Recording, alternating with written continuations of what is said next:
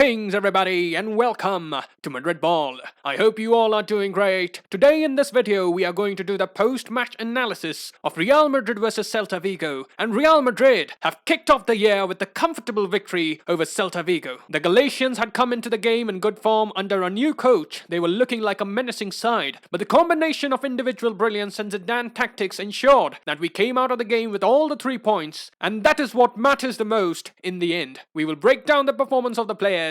So let's get started with the first post-match analysis of 2021. Now before we discuss the individual brilliance and tactical side of the game, let's have a quick glance at the lineup. We had Courtois, Carvajal, Varane, Nacho and Mendy in defense, Kroos, Casemiro and Modric in the midfield, and then we had Benzema, Asensio and Vasquez in attack. When it comes to the correct scoreline predictions, only one of you got it correct. Playboy Prince was spot on with his prediction. He predicted 2-0. Congratulations for the correct prediction. Moving on, if we have a look at how the things unfolded, obviously we opened the scoring early in the game, and I thought right from the first minute we had more positive approach this time round. In fact, both the teams had started with good intensity. Both the teams had their pressing game sorted out, and in the first half we didn't see many shots on target, but it was a very tactical half of football. Both the teams had just one shot on target. And now if we go on to discuss about the approach of Real Madrid, from the early stages we were very cautious about the way to handle Celta. Because Celta, or let's just say the new Celta under Eduardo Cadet, they have played some good football recently. We had spoken about how Celta had come into this game in sublime form, and in the first half if we have a look at the stats, we had allowed them to have much of the possession. They had 60% of the possession in the first half, but as for Real Madrid, we set up very well defensively. Apart from the chance that Iago Aspas had, which subsequently led to Real Madrid scoring on the other end, Real did not allow Celta to do much with the possession.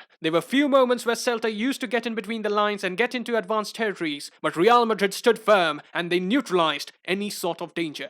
If we have a look at the way that Real Madrid used to set up defensively, there was one trend which was quite evident. The press of Real Madrid used to be led by two central midfielders, Toni Kroos and Luka Modric. Modric especially, you must have noticed he was pressing high up the pitch, and that led to a number of ball recoveries. I think he had around 9 or 10 ball recoveries by the end of the match. Certainly our pressing game was useful in preventing Celta from building any attack. There were large phases of the game where we did not have much of the ball, but just have a look at the way that Real Madrid set up. Sometimes we used to have a back 5, sometimes we used to have a back 6. Casemiro must have been instructed to not venture into advanced territories in the absence of Ramos. Thus, sometimes he used to either sit just in front of the back line, and at times he used to slot in between Nacho and Varane. So what used to happen, as you will see in this next animation, without the ball, our wingers Asensio and Vasquez, they used to sit just beside Casemiro. Sometimes Vasquez joined the back line to form the back 5, and we used to have Kroos and Modric leading the press. Benzema used to stay up top alone, and he used to help out Kroos and Modric in pressing Celta up the pitch. You could see this phenomena on multiple occasions throughout the match. Here, have a look at the defensive structure in the 8th minute. You can see Modric and Kroos ahead of Vasquez. Similarly, you can see the position of Modric and Kroos and them leading the press in the 17th minute. Again, have a look at this picture in the 68th minute, so you can understand what I'm trying to say here. The first goal that we got, Lucas Vasquez was the one to get the first goal of the year, but that was a result of some excellent attacking transition, and it was led by Marco Asensio. Both Asensio and Vasquez had a major role to play in that goal. Nacho had cleared the ball off the line from the shot of Aspas. The ball then went forward to Asensio, and then it was all about Asensio. He showed his pace, he showed his control, he showed his acceleration. He went past his man and then put in another beautiful cross from the left, trying to find Vasquez on the right, and he did it to perfection. The cross was just above the defender, came down comfortably for Vasquez, and Vasquez did a great job directing the header on target. The header was taken from close range and the keeper didn't really have any chance there. The combination of Vasquez and Asensio was evident throughout the match. We saw that Asensio had put in a few crosses from the left towards the far right where he was expecting to find Vasquez. And now if we talk about the second goal, that was also a result of some great attacking transition. Celta had the ball, they were passing it around at the back, and then the Celta man decided to make a forward-looking pass, but to his misery, it was Modric who was quick to anticipate and cut out the pass. Casemiro then passes the ball forward to Vasquez on the run, and then he returns the favor to Asensio, putting in an easy and precise pass which had to end at the back of the net. Now if we talk about the individual performances, obviously the goal scorers get the headlines, but I thought we had at least 4 standout performers. Asensio and Vasquez are up there, and along with them, I thought Nacho also had a solid night. And of course, the evergreen Luka Modric. He was also the top performer of the night. Nacho had come on for unwell Sergio Ramos, and whenever Ramos doesn't play, we always have those seeds of doubt in our mind. We think about how the team overall would cope up without the presence of our leader, and we were coming up against a free-flowing Celta side. Thus, our concerns were genuine.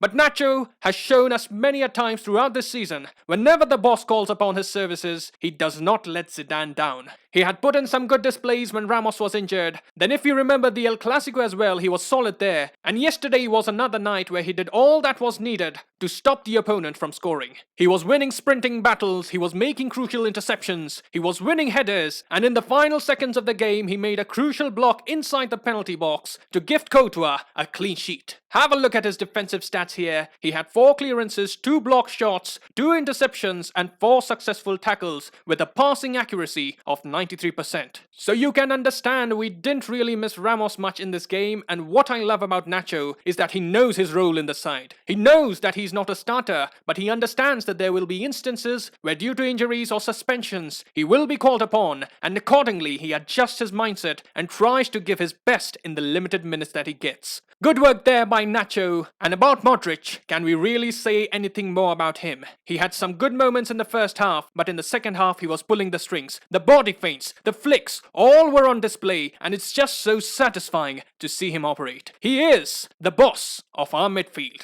And now words of praise on Asensio and Vasquez. I am really happy to see Asensio playing well again. In the last few matches in each of the games, he has had goal involvements. Early on in the season, he was playing mostly on the right wing, and due to lack of focus, he was making some defensive errors. He was not getting much involved in the game, he was not getting the touches. He was getting very few touches on the ball, but since Zidane started playing him on the left wing, he has shown some huge improvements in his game. You can see the way he is playing, he looks like a player full of confidence. The way he tries to take on his man with the ball, the way he is taking his shots, the way he is putting in the crosses, all indicate that he has got his confidence back. And Vasquez obviously again, he put up another workhorse performance. He was there in attack, he was there in defense, and officially he was declared the man of the match. Him, along with Carvajal, have really transformed the right-hand side. It no longer looks our weakness. Early on in the season, we were conceding quite a few goals from that right-hand side, but since the duo has taken over, we look solid on the right. And now I think Zinedine Zidane is going to have a major selection dilemma. Now that Hazard has returned, he will have to make a decision between Asensio and Vasquez about whom to play on the right. Obviously, we'll have Benzema in the center. By the look of things, his place is pretty much safe. Hazard, if available, he has to start, and there will be intense competition for that one attacking spot. And these are the kind of dilemmas a manager loves to have. Picking and choosing from players in top form.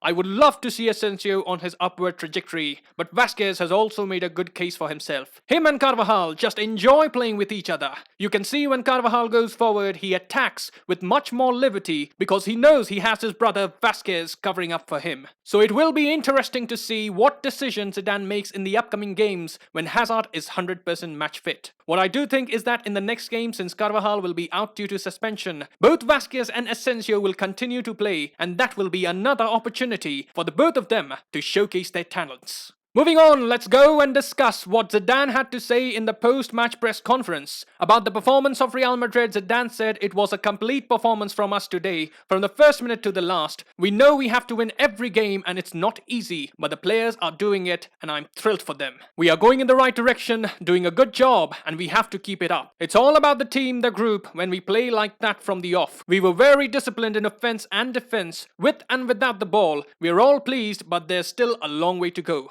About Nacho, he said he's been a professional his whole life and he is a hugely important player. Whenever he plays, he does a great job and he showed that again today. I'm not surprised by his performance and I'm pleased for him and the team because there are 3 very important points. On Vasquez, he said Lucas Vasquez gives it everything out on the pitch, and it's no surprise to me or his teammates. Lucas has been doing a great job, he's a very reliable player and a really important player for Real Madrid. I'm delighted for him, and we all know that he has great quality. Benzema hasn't been firing on all cylinders in the previous 2 games, so Zidane was asked if Benzema needed to rest, to which he replied, I don't think he's tired. I think he did well, and I took him off so that another player could play. We are in a great spell, we are doing the right things, and we have to continue like this. Lastly, he was asked if he felt La Liga is a two-horse race between Madrid and Atletico, to which Zidane said, "They will all be there, this is a long season, there are many games, and we have to control what we can control ourselves." Coming to the concluding remarks, I thought this was a much better performance by Real if we compare it to the last 3 matches. We were usually in control of the game, and what I did like to see was the way Real Madrid managed the game. We didn't need any match-defining save from Courtois. We didn't need any last-ditch clearance to rescue all the 3 points, and we secured the 3 points quite comfortably. We have made a winning start to the year, and let's hope the wins keep piling. And that is all I have in the post-match analysis of Real Madrid vs Celta Vigo.